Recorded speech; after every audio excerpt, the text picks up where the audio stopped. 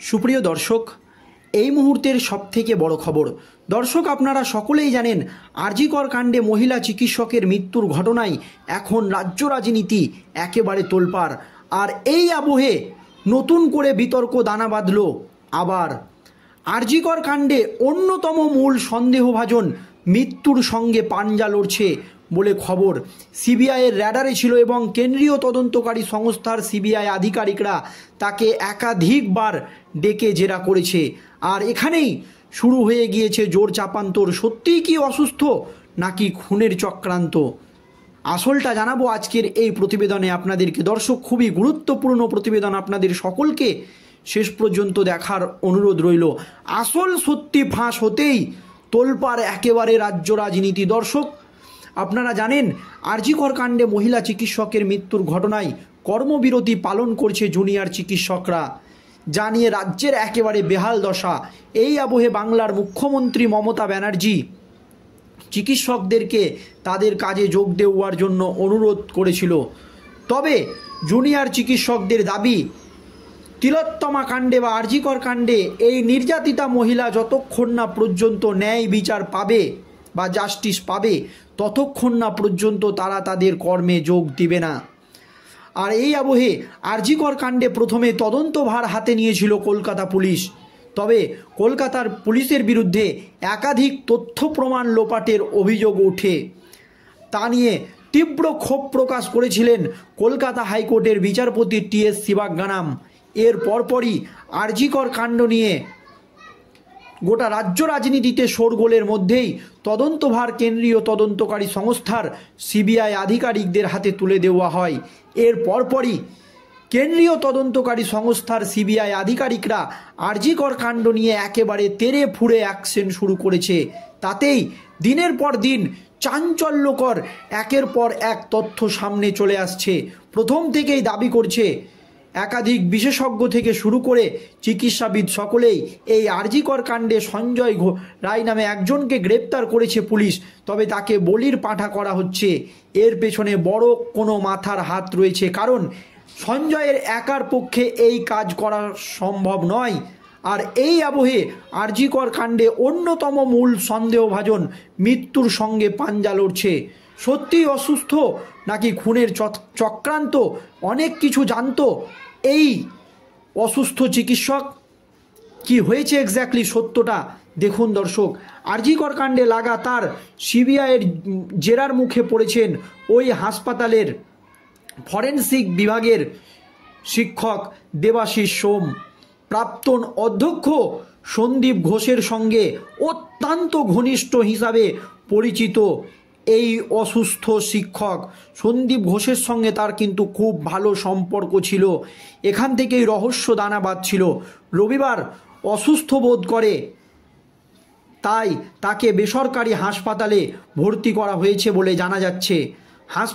হাসপাতাল সূত্রের খবর, বর্তমানে আইসিইউতে রয়েছে তিনি। কিছুদিন আগেও কেন্দ্রীয় তদন্তকারী সংস্থার সিবিআই আধিকারিকরা তাকে জেরা করেছে। তিনি কিন্তু সুস্থ ছিল। হঠাৎ করে কি এমন হয়ে গেল যে তাকে আইসিইউতে রাখতে হলো বা আইসিইউতে চলে যেতে হলো, তা নিয়ে কিন্তু রহস্য দানা বাঁধছিল দর্শক। আর এই আবহে রক্তের শর্করার মাত্রা হঠাৎ করে বেড়ে যাওয়ায় অসুস্থ হয়ে পড়েন তিনি বলে জানা গিয়েছে। এছাড়াও তার ডায়াবেটিসের সমস্যা রয়েছে। ওই হাসপাতালে চিকিৎসাধীন রয়েছে দেবাশিস সোম। আর এখান থেকেই কিন্তু প্রশ্ন উঠতে শুরু হয়েছিল। তারপরেই ধীরে ধীরে চাঞ্চল্যকর তথ্য সামনে আসতে শুরু করে। দর্শক, বহুদিন ধরে আর.জি. কর হাসপাতালের সঙ্গে যুক্ত ছিলেন এই দেবাশিস সোম। ওই হাসপাতালের ডেমো সেন্ট্রালের দায়িত্ব সামলান তিনি। এছাড়াও তিনি আর.জি. কর কলেজের কাউন্সিলিংয়ের সদস্য। ন্যাশনাল মেডিকেল কমিশন কমিটিতেও তার সদস্য পদ রয়েছে। তার বিরুদ্ধে বারবার আর.জি. করের প্রাক্তন অধ্যক্ষ সন্দীপ ঘোষের সঙ্গে ঘনিষ্ঠতার অভিযোগ রয়েছে। জানা গিয়েছে সে এতটাই ঘনিষ্ঠ ছিলেন তার, যে প্রাক্তন অধ্যক্ষের ঘরের পাশে তার অন্য একটি ঘর রাখা হয়েছিল। নিজের বিভাগে না বসে সেখানে গিয়ে বসতেন এই আর.জি. কর কাণ্ডের মূল সন্দেহভাজন, তার বিরুদ্ধে ফরেনসিক এবং মেডিসিন বিভাগে তার বিরুদ্ধে প্রভাব খাটানোর অভিযোগও ইতিমধ্যেই সামনে এসেছে। ইতিমধ্যেই সন্দীপ ঘোষের বিরুদ্ধে আরজি কর হাসপাতালের প্রাক্তন ডেপুটি সুপার আক্তার আলী আদালতে চিৎকার করে বলেন যে বজ্র দুর্নীতি, সরাসরি টাকা নয় ছয়, ভেন্ডার নির্বাচনে স্বজনপ্রসূন এবং নির্মাণ কার্যে আইন ভেঙে ঠিকাদার নিয়োগ ছাড়াও বিভিন্ন আর্থিক অনিয়মের অভিযোগ তিনি আনেন। সেই মামলার তদন্তভার গ্রহণ করে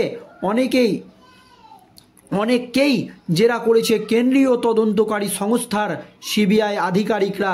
আর এই আবহে আরজি কর মেডিকেল কলেজের বিভিন্ন ইস্যু বা বিভিন্ন দুর্নীতির বিষয়ে তদন্তের দায়ভার কলকাতা হাইকোর্ট কেন্দ্রীয় তদন্তকারী সংস্থা সিবিআইয়ের হাতে তুলে দেওয়ার পর 26শে আগস্ট এই অসুস্থ দেবাশিসের কেষ্টপুরের বাড়িতে পৌঁছায় সিবিআই। সকাল থেকে সন্ধ্যা পর্যন্ত টানা তল্লাশি চলে। এরপরে তাকে নিজাম প্যালেসে নিয়ে আসে কেন্দ্রীয় তদন্তকারী সংস্থার সিবিআই আধিকারিকরা। এই ব্যক্তিকে তার বাড়ি থেকে গুরুত্বপূর্ণ নথি সব কিছু উদ্ধার হওয়ার পর এই সন্দেহভাজন চিকিৎসককে নিজাম প্যালেসে নিয়ে এসেছিল কেন্দ্রীয় তদন্তকারী সংস্থার সিবিআই আধিকারিকরা। রাত অবধি সেখানে তাকে টানা জেরা করেন কেন্দ্রীয় তদন্তকারী সংস্থার সিবিআই আধিকারিকরা। তার পরের দিনও তার ডাক পড়েছিল সিবিআই আধিকারিকদের দপ্তরে অর্থাৎ নিজাম প্যালেসে। এরপর আরেকটি মামলার তদন্তে সিজিও কমপ্লেক্সে পৌঁছান তিনি। সেখানে আর্থিক অনিয়ম ছাড়াও আরজি করে শিক্ষানবিশ মহিলা চিকিৎসককে ধর্ষণ করে খুনের ঘটনায় জেরা করা হয় তাকে।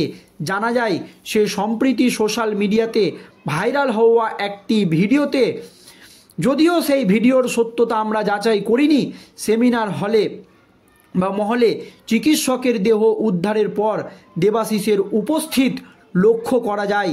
জানা গিয়েছে এই ভিডিওর কারণে তাকে সিজিও কমপ্লেক্সে ডেকে পাঠিয়েছিল কেন্দ্রীয় তদন্তকারী সংস্থার সিবিআই আধিকারিকরা। আর যখন তাকে জেরা করা হচ্ছে বা তাকে নিয়ে সন্দেহ পোষণ করছে সিবিআই আধিকারিকরা, তখন হঠাৎ কি এমন হলো যে এই ডাক্তার এতটাই অসুস্থ হয়ে গেল, সুস্থ থাকতে থাকতে যে তাকে আইসিইউতে ভর্তি করতে হলো, তা নিয়ে সন্দেহ তৈরি হয়েছে রাজ্য রাজনীতিতে। সত্যিই কি অসুস্থ, নাকি এর নেপথ্যে রয়েছে অন্য কোনো কারণ? দর্শক, এই নিয়ে আপনাদের মতামত অবশ্যই ভিডিওর কমেন্ট বক্সে জানাবেন। ভিডিওটি শেষ পর্যন্ত ধৈর্য সহকারে দেখার জন্য আপনাদের সকলকে অসংখ্য